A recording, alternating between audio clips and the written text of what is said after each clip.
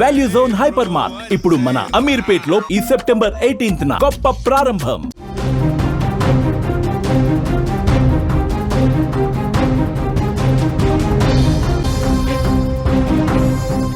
Breaking news చూస్తున్నాం. Pakala mystery మృతదేహాల కేసులో కొత్త కోణాలు వెలుగులోకి వస్తున్నాయి. మృతులు జయమాలి మరిది కళై సెల్వన్గా గుర్తించారు. చనిపోయిన పిల్లలు జయమాలి పిల్లలుగానే నిర్ధారించారు. అన్ని ఆధారాలు కూడా ల్యాబ్కు పంపించారు పోలీసులు. పిల్లల మృతదేహాలను ఆ తండ్రి గుర్తించినట్టుగా తెలుస్తోంది. కొన్ని రోజులుగా భార్యాభర్తల మధ్య గొడవలు కూడా జరిగినట్టుగా సమాచారం వస్తోంది. 40 లక్షల రూపాయల విషయంలో ఈ గొడవలు చెలరేగినట్టుగా సమాచారం. పాకాల అటవీ ప్రాంతంలో తిరుపతిలో వెలుగు చూస్తున్న ఒకే కుటుంబం 4 మరణాల మిస్టరీ రాష్ట్రంలో కలకలం రేపింది. రోజుకో కొత్త విషయం బయటకు వస్తోంది. పాకాల అటవీ ప్రాంతంలో ఒక మహిళ పురుషుడితో పాటు 2 పిల్లలు పాతి పెట్టినటువంటి ఆనవాళ్లను అక్కడ ఉన్న పశువుల కాపర్లు గుర్తించారు. ఆ తర్వాత పోలీసులు వచ్చి ఇన్వెస్టిగేషన్ చేస్తే భయంకరమైనటువంటి వాస్తవాలు బయటకు వస్తున్నాయి. వీళ్ళు తమిళనాడు రాష్ట్రం తంజావూరులో ఉన్నట్టుగా బయటకు వచ్చింది. అయితే భార్యాభర్తల మధ్య గత కొన్నాళ్లుగా గొడవలు జరిగినటువంటి పరిస్థితి కూడా ఉంది. 40 లక్షల రూపాయలకు సంబంధించి వాళ్ళ మధ్య గొడవ జరిగినట్టుగా ఇన్ఫర్మేషన్ వస్తుంది. అయితే వీళ్ళని ఎవరు చంపారు, ఇవి హత్యల అన్నకు సంబంధించి ఇంకా సందిగ్ధం కొనసాగుతూనే ఉంది. దీని గురించి మరింత లేటెస్ట్ ఇన్ఫర్మేషన్ తెలుసుకుందాం. పోలీసుల ఇన్వెస్టిగేషన్ ఎంతవరకు వచ్చింది, ఇప్పటి వరకు ఏం తేల్చారు, దీని గురించి మనం మాట్లాడదాం. ప్రస్తుతం ఫోన్ ఇన్లో సిద్ధంగా ఉన్నారు మా ప్రతినిధి ఉమాశంకర్. ఉమాశంకర్, పోలీసులు ఈ రోజు ఇచ్చినటువంటి సమాచారం ఏంటి? వలి అంటే వీళ్ళకి సంబంధించినటువంటి రిలేషన్ ఏంటి అనే దానిపైన ఒక క్లారిటీ వచ్చింది, కానీ ఇప్పటివరకు వీళ్ళది మర్డర్ చేశారా లేకపోతే వాళ్ళంతటా వాళ్ళు ఆత్మహత్య చేసుకున్నారా దానిపైన కూడా ఇంకా క్లారిటీ రాలేదు. అయితే అక్కడ ఉన్నటువంటి సీన్ ఒకసారి పోలీసులు నిశ్చితంగా పరిశీలిస్తే వాళ్ళ ఒంటిపైన కొన్ని దెబ్బలు ఉన్నట్టయితే తెలుస్తుంది. అయితే కళై సెల్వన్ సంబంధించి కావచ్చు, లేదంటే జయమాలి పాప దర్శిని ఎవరైతే ఉందో 9 సంవత్సరాల పాపకి హెడ్ ఇంజురీ అయినట్టయితే తెలుస్తుంది. దాంతో పాటు కూడా ఈ బర్రెముకలు అనేది విరిగిపోయినట్టయితే గుర్తించారు. సో ఆల్రెడీ ఎవరో కొట్టి చంపినట్టు కొన్ని ఆనవాలు అయితే ఉన్నాయి, కానీ పోలీసులు మాత్రం ఇంకా దాన్ని నిర్ధారించలేదు. అయితే కళై సెల్వన్, జయమాలి అనేటువంటి ఇద్దరు కూడా మొదట్లో వైఫ్ అండ్ హస్బెండ్ అనుకున్నారు, వీళ్ళంతా ఒక ఫ్యామిలీ అనుకున్నారు. కానీ వీళ్ళు అంటే జయమాలి, కళై సెల్వన్ అనేది వదిన మరిది రిలేషన్. అయితే జయమాలి భర్త ఎవరైతే ఉన్నారో వెంకటేష్ కి సంబంధించి కజిన్ బ్రదర్ అతను. సో వీళ్ళిద్దరూ కూడా అంటే ఒకే ఊర్లోనే ఉంటారు.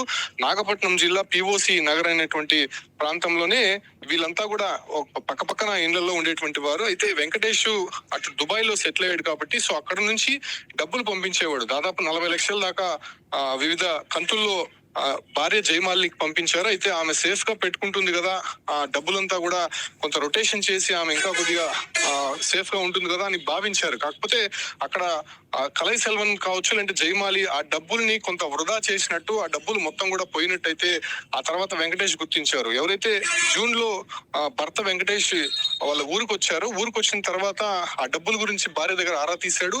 అయితే ఆ డబ్బుల గురించి ఆమె పూర్తిగా నోరు మెదకపోవడంతో ఒకసారిగా అక్కడ భార్య పైన ఫైర్ అయ్యారు. అందులో కుటుంబంలో కొంత గొడవలు ఏర్పడినటువంటి నేపథ్యంలోనే అటు భార్య పైన ఏదైతే తమ్ముడు కళై సెల్వన్ పైన కూడా పోలీస్ స్టేషన్ లో చీటింగ్ కేసు అయితే నమోదు చేశారు. అయితే ఇలా కంప్లైంట్ ఇచ్చారు. తమ భార్య అదే రకంగానే కొంతమంది నమ్మి మోసపోయింది, సో వాళ్ళ దగ్గర నుంచి డబ్బులు ఇప్పించాలని చెప్పి కూడా ఆయన చీటింగ్ కేసు నమోదు చేశాడు. నమోదు చేసిన ఆ తర్వాత నుంచి వీళ్ళు మిస్ అయినటువంటి పరిస్థితి. కళై సెల్వన్ కావచ్చు, లేదంటే జయమాలి 2 పిల్లలు దర్శిని, వర్షిని అనేటువంటి 2 పిల్లలు కూడా జూలై 4వ తారీఖు నుంచి కూడా వీళ్ళు కనిపించలేదు. జూలై 4వ తారీఖు నాగపట్నం పోలీస్ స్టేషన్ లోనే ఎవరైతే భర్త ఉన్నాడో వెంకటేష్ వీళ్ళపైన మిస్సింగ్ కేసు నమోదు చేశాడు. సో అప్పటి నుంచి కూడా వాళ్ళు కనిపించలేదు. కాబట్టి ఇన్ని రోజుల పాటు ఎక్కడున్నాడు, జూలై నుంచి వాళ్ళు కనిపించలేదు. కాబట్టి ఆ ప్రాంతంలో అనేది పోలీసులు అయితే కొంత గాలించారు. స్టార్టింగ్ అయితే ఇన్వెస్టిగేషన్ చేశారు, కానీ ఆ తర్వాత లూజ్ గా వదిలేసినటువంటి పరిస్థితి. ఆ తర్వాత వీళ్ళు ప్రస్తుతం ఇక్కడ శవాలై కనిపించడం, అది కూడా అనుమానాస్పదంగా ఆ రోడ్డు నుంచి దాదాపు 3 కిలోమీటర్ల దూరంలో ఎవరు తీసుకెళ్లారు, వీళ్ళే వెళ్ళారా అనే దానిపైన కూడా ఇంకా క్లారిటీ.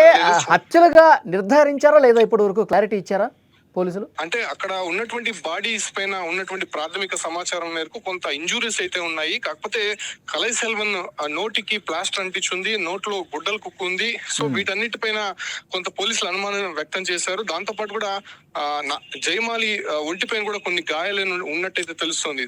దాంతో పాటు కూడా పిల్లలు బాడీస్ అయితే నిన్న వెలికి తీశారు. కాబట్టి పిల్లలు పూడ్చిపెట్టినటువంటి ప్రాంతంలో వాళ్ళకి సంబంధించినటువంటి ఇద్దరు ఆధార్ కార్డులు, కలై సెల్వన్, జయమాలి ఆధార్ కార్డులు వాళ్ళ పిల్లల దగ్గర ఉన్నాయి. దాంతో పాటు కూడా ఒక సిమ్ లేని సెల్ ఫోన్ కూడా వాళ్ళ దగ్గర ఉన్నట్టు తెలుస్తుంది. ఇక్కడ మనం ఒకటి ఐడెంటిఫై చేయాలి. అంతకు ముందు కలై సెల్వన్ బాడీ దగ్గర కూడా ఒక సెల్ ఫోన్ దొరికింది, దాంతో కూడా సిమ్ లేదు. ఇప్పుడు పిల్లలు పూడ్చిపెట్టినటువంటి ప్రాంతంలో లోపల తవ్వి తీస్తే అక్కడ కూడా ఒక సెల్ ఫోన్ దొరికింది, దాంట్లో కూడా సిమ్ లేదు. అయితే సిమ్ తీసి ఎక్కడో వేయాల్సినటువంటి అవసరం ఎందుకు వచ్చింది, ఖాళీ ఫోన్లు ఎందుకు అక్కడ ఉన్నాయి అనే దానిపైన కూడా డౌట్ రైజ్, చాలా డౌట్స్ అయితే ఉన్నాయి. కానీ అది ఇప్పటి వరకు ఆత్మహత్య లేకపోతే హత్యలు చేశారా అనే దానిపైన కూడా పోలీసులు క్లారిటీ రాలేదు. ఫోరెన్సిక్ నుంచి కొన్ని రిపోర్ట్స్ రావాలి ఉంది. దాంతో పాటు కూడా టవర్ లొకేషన్ కూడా పోలీసులు కొంత గమనిస్తున్నారు.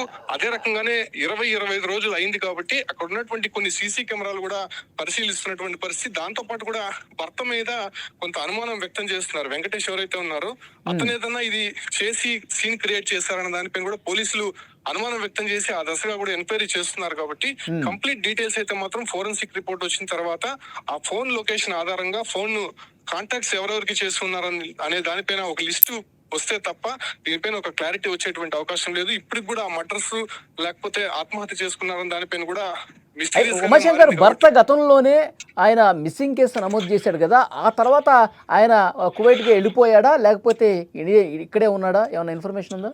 జూన్ లో భర్త వెంకటేష్ ఇండియాకి వచ్చాడు. ఇండియాకి వచ్చిన తర్వాత ఈ గొడవలంతా స్టార్ట్ అయినాయి.